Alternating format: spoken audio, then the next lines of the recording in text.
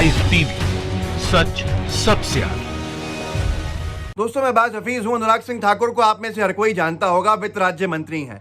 आपको याद होगा कैसे इन्होंने दिल्ली दंगों से पहले नारे दिए थे, गोली मारो सालों को, और संविधान का सीधे सीधे एक मंत्री पद की शपथ लिए व्यक्ति ने अपमान किया था। उन्हीं अनुराग सिंह ठाकुर की अच्छे से लू उतार दिया कांग्रेस के सांसद हैं रवनीत बिट्टू ने।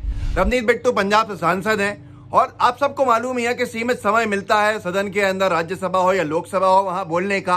लेकिन भाजपा के नेताओं की, भाजपा के सदस्य जो हैं लोकसभा के, राज्यसभा के जो मंत्री हैं, इनकी एक फितरत हो गई है कि कैसे सामने वाले का समय बर्बाद करके मुद्दों को उठाने नहीं दिया जाए, तो बीच में रोकने टोकने लगते हैं। यही काम अनुराग सिंह ठाकुर कर रहे थे लोकसभा के अंदर, जब रवनीत बिट्टू अपने पक्ष रख रहे थे, अपने पॉइंट्स रख रहे थे, अपने सवाल रख रहे थे।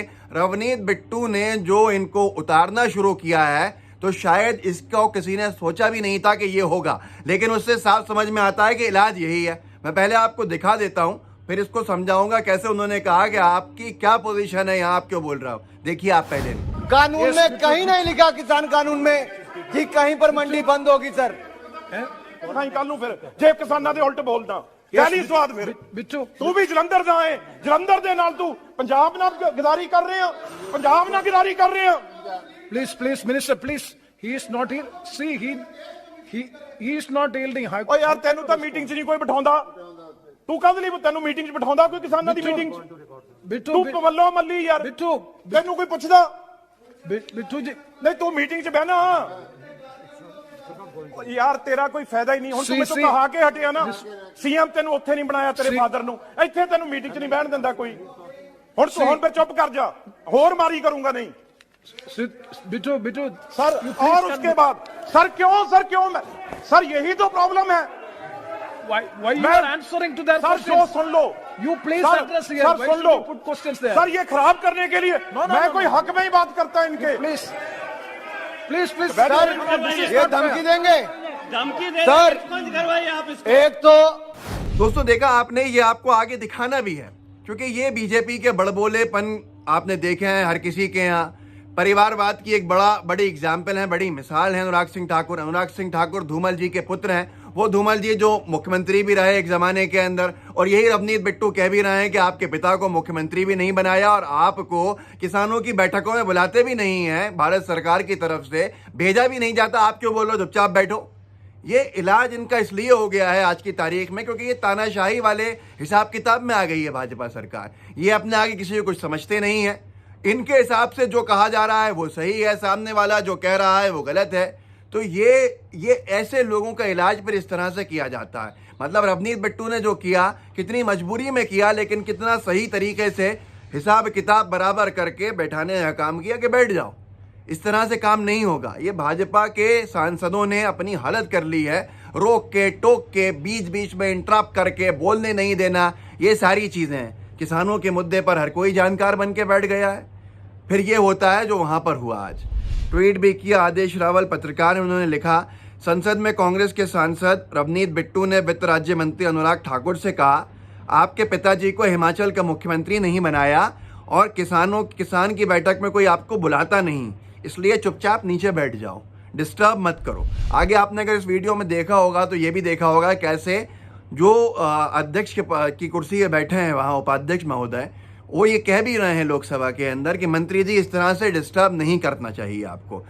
जो माननीय सदस्य कह रहे हैं, मतलब रवनीत बिट्टू जो कह रहे हैं, उनको बोलने दिया जाए, आप इंटरप्ट मत कीजिए। तो इससे समझ में आता है कि कौन गलत है कौन सही है। किसानों के आंदोलन को कुचलने के लिए हर संभव प्रयास करती है भाजपा। किसानों के हित में जो बोले उसको हर संभव प्रयास करके रोकने का काम करती है भाजपा। पत्रकार कोई बोले तो जेल में डाल दिया जाता है। मनदीप पूनिया का देखा, इससे पहले हमने सिद्दीक कप्पन का भी देखा, तमाम लोगों का देखा कैसे कैसे लोगों को जेल में डाला गया आवाज़ें बंद करने के लिए।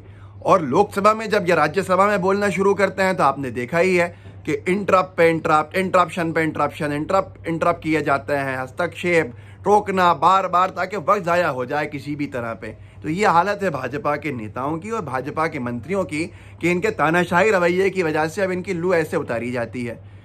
आज की तारीख में हर जगह भारतीय जनता पार्टी का यही हाल हो गया है।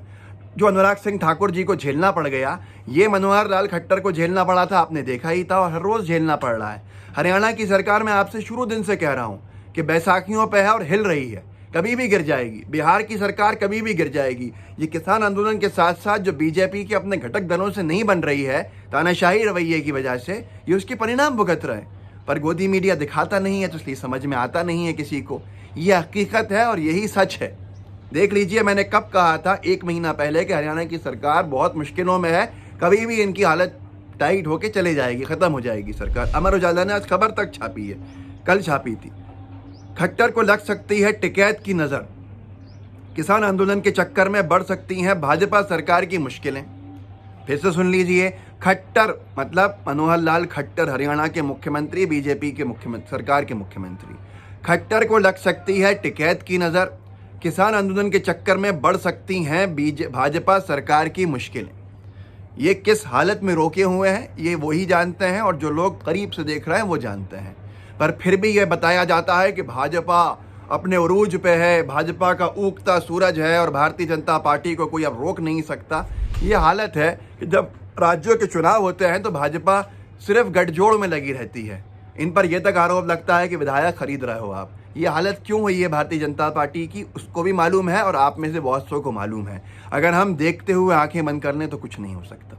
तो ये जो अनुराग सिंह ठाकुर साहब हैं, जो नारे दे रहे थे, गोली मारो सानों को, देश के गद्दारों को, उन लोगों को जो लोकतंत्र के अंदर कायदे का आंदोलन अपने अधिकारों के लिए कर रहे थे, उनको देश के गद्दार कह रहे थे। अब इनकी जो लू उतारी गई है, इसको मैं चाहता हूं कि आप आगे तक भेजिए। एक और बात कहनी है, जो उन्होंने कहा ना कि पहले रवींद्र बिट्टू ने कहा कि आपके पिता को मुख्यमंत्री नहीं बनाया। इनके पिता इससे पहले मुख्यमंत्री थे भी, फिर चुनाव हार गए, अपनी सीट भी नहीं बचा पाए, लेकिन एक बेटे को फिट किया सांसद बना के मोदी सरकार के अंदर मंत्री, और दूसरे बेटे धूमल साहब के जो हैं भाजपा सरकार, भाजपा के बड़े कद्दावर नेता धूमल जी, उनके एक बेटे अनुराग सिंह ठाकुर भाजपा की मोदी सरकार में मंत्री हैं, तो दूसरे बेटे जो हैं वो बीसीसीआई के कोषाध्यक्ष हैं, वही बीसीसीआई जहां जय शाह साहब सचिव है। उसके बाद भी भारतीय जनता पार्टी कहती है कि कोई परिवारवाद नहीं है, कांग्रेस के परिवारवाद पे चर्चा की जाए। तो ये हकीकत है भाजपा की, जो आपको दिखाई नहीं जाती।